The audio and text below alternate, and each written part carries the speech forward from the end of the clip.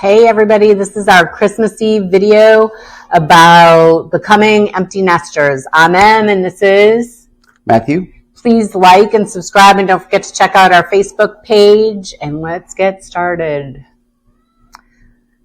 So we became empty nesters really, I guess, in August. My youngest turned 18 and went off to college, and I found myself really struggling with that. I think I got pretty depressed, actually, when she first left. I have 3 kids. I've been really doing that for about 25 years, 26 years. And my identity had really gotten wrapped up in that. And I found that I think I'm a little bit ahead of my friend group in that I don't feel like I know many other people who are empty nesters. And I was met with like, oh, you must be so excited. What are you going to do first? And I was like, not excited. Don't love it. I am enthusiastic about the girls going off and doing their thing. I mean, the oldest is up in Massachusetts, or Christina's in Houston, and the youngest, Robin, just went to Houston as well. So I'm excited and enthusiastic that we've raised some really confident, strong, capable, adventurous young humans, but I miss them dearly and I miss the mothering part of it. So now it's the holidays and they're partnered up, and so we had our first Thanksgiving with significant others coming, and now we're trying to navigate Christmas, and I thought it was going to be fine. It's not easy.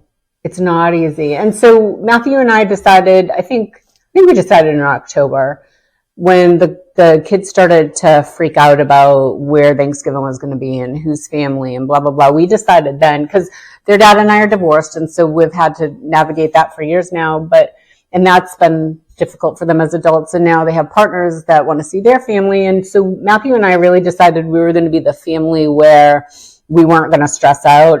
We weren't going to freak out if you didn't come on Christmas Eve. We weren't going to freak out if it wasn't even Christmas Day, if it was even the day after. We just wanted everybody to be together and happy.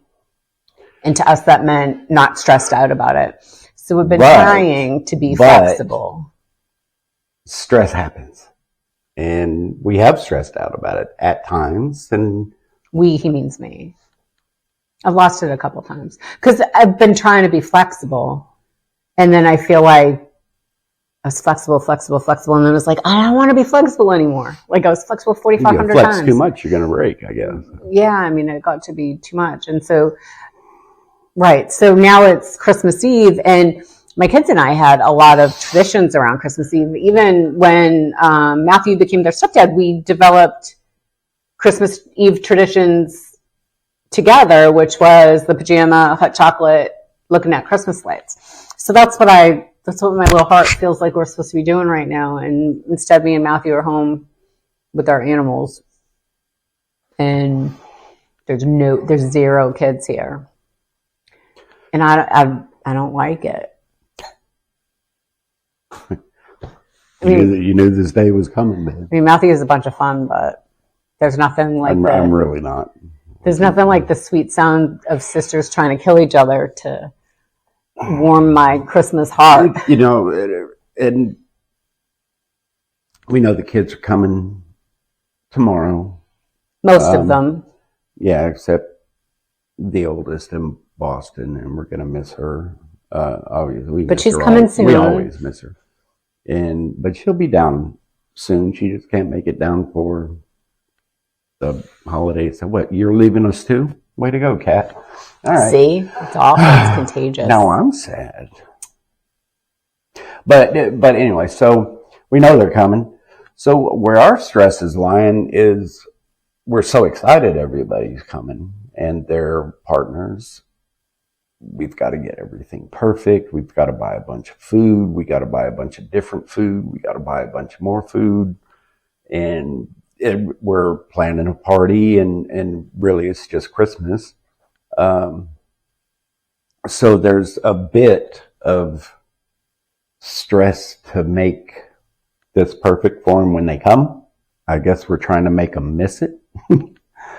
So they'll come visit more often. I don't know. But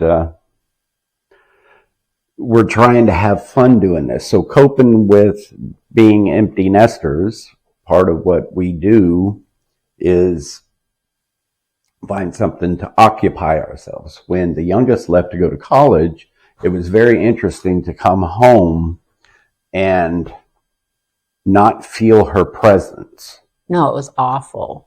And she didn't socialize with us much. She was, teenagers. Yeah, she's a teenager. She in stayed their in the room anyway. It wasn't like she was around a lot. We'd have family dinner, and then I would go to great lengths to try to get her to stay down longer. But and she knows that, and she's very gracious to me. But even just knowing she wasn't in the house was awful. And you could tell when you walk in. It's just there's something, a void.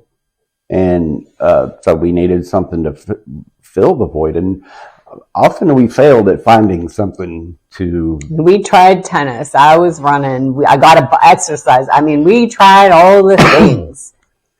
Yeah, we did. And we would probably still be playing tennis, but I'm getting old and decrepit and I'm breaking down.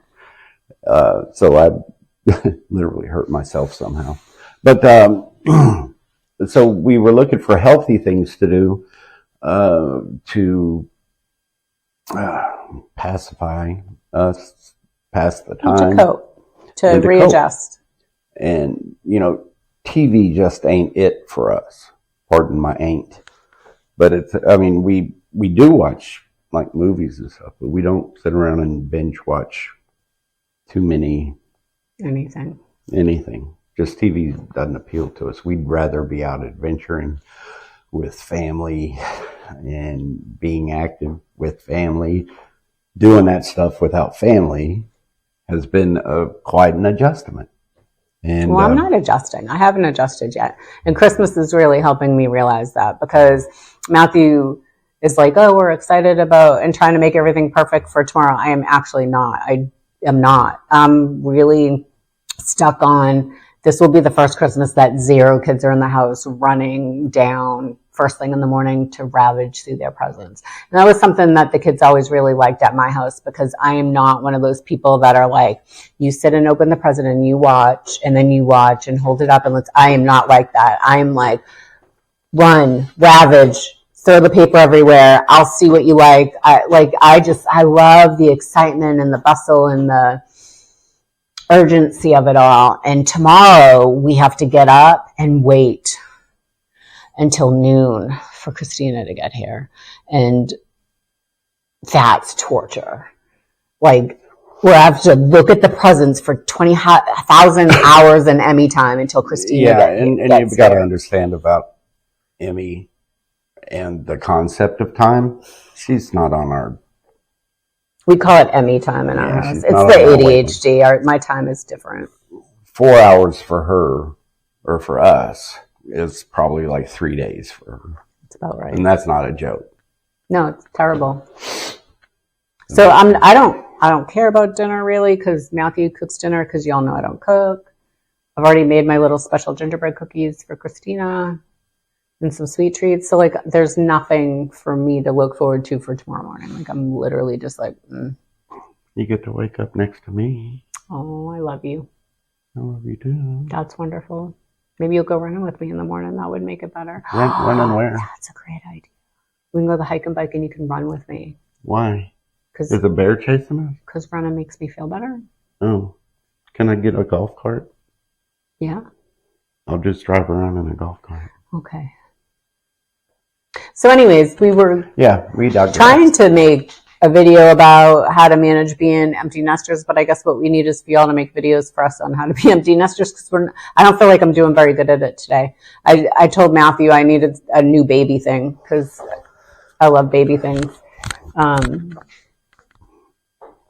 And he was showing me pictures of the twin kittens that we got about a year ago around now. And I was like, oh, we need a new baby thing that would occupy my attention. But, we have a million animals, so it's probably not a brilliant plan. So anyways, all that is to say is that sometimes I even have a difficult time coping, even though I know all the things, and I've been a therapist for 20-something years, and I have my coping skills list, and I feel like I've tried a good amount of them today. And sometimes things are just sad and they're hard, and it's a transition, and it's a very odd feeling to be both happy and proud and excited for the kids, and lamenting the loss of a role that I really enjoyed in my life. And so I'm just trying to lean in and feel it and release it and try to do some things. We're trying to make up some new holiday traditions. I really hope cleaning doesn't become one of them. Yeah. Oh, you're back, but from college. So we hope you're enjoying your Christmas Eve and developing some good traditions for yourself. And we hope you will comment and tell us about what you're doing today. Don't forget to like and subscribe and pop on over to Facebook and join that conversation. And we will check in with you tomorrow to see how your holiday's going. Yep. Thanks for tuning in. Thank you so much.